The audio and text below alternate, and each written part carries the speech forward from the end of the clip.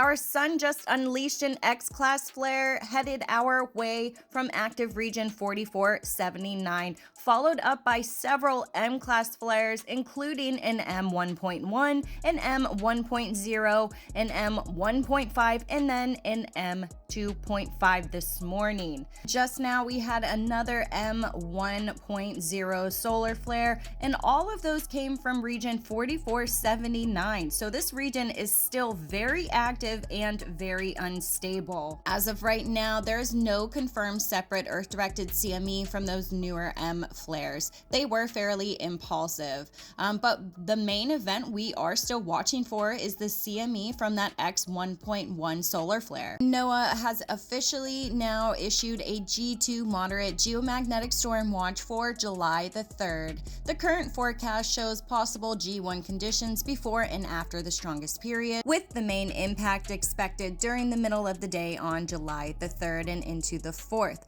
So we are seeing auroras that could be potentially as far south as New York, Wisconsin, and Washington state if the storm reaches the predicted level. 4479 is still the region to watch. It is smaller than 4478, but it's growing. It is magnetically complex, and it's already released that X flare plus multiple M flares. Region 4478 is still ginormous. It is still growing in size. It's growing in the number of sunspots. There are around roughly 33 sunspots. This one says 28, but there's roughly around 33 from what we're getting.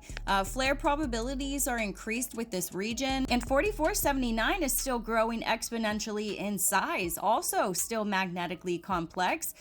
Both are classified as beta, gamma, and delta, meaning the magnetic fields are highly mixed and they're capable of producing these stronger eruptions. These regions are very close together. You can see stacked one on top of the other. Now 4480 here is more in a stable state or in a state of decay. You can see there's not much there, but it is producing light and there's energy there. So they kind of are feeding back and forth from each other, these sunspot regions, and that again produces the capability of having larger solar flares. These areas are Earth facing, so you're seeing more and more probabilities of having a major solar flare eruption from one of these two regions, but it is heading off of the western limb of the sun. As it does so, those flare probabilities will diminish, but there still could be Earth-directed components. Interesting correlation, a sun grazer goes directly by those regions, and we get an X-class flare as it vaporizes into the atmosphere. You can see it here farther south, and then it heads directly in the direction of those active regions.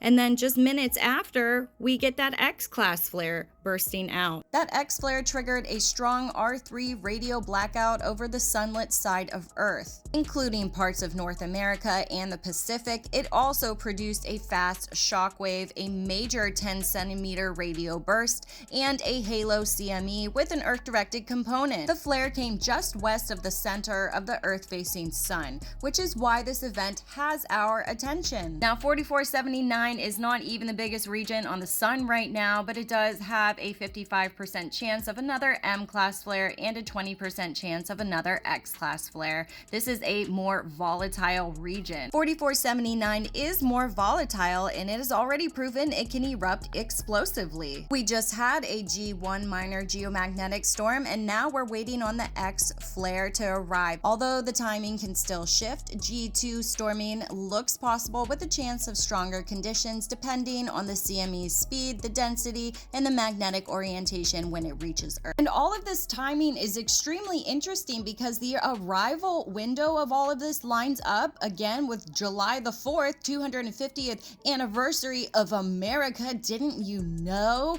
Oh my gosh. But we have Mars that is going to be conjunct Uranus and Gemini. Mars is heat and force and ignition and sudden action. Uranus is electricity, disruption, technology, unexpected events. And then Gemini rules communication, the media, the information, the satellites, the transportation. It gets to you in the nervous system. So it's going to be heightened solar activity that is arriving during one of the most electrically charged transits of the entire year. Watch for sudden news, communication disruptions, any type of strange technology issues like your fridge going out and you have to throwing away all the food in the morning.